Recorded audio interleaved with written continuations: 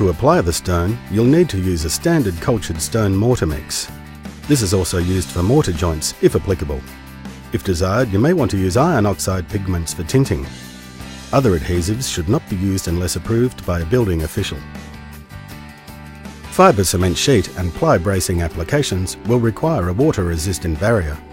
Depending on local building code requirements, barriers shall meet the requirements of AS 4200-1 pliable building membranes and underlays for materials and installation.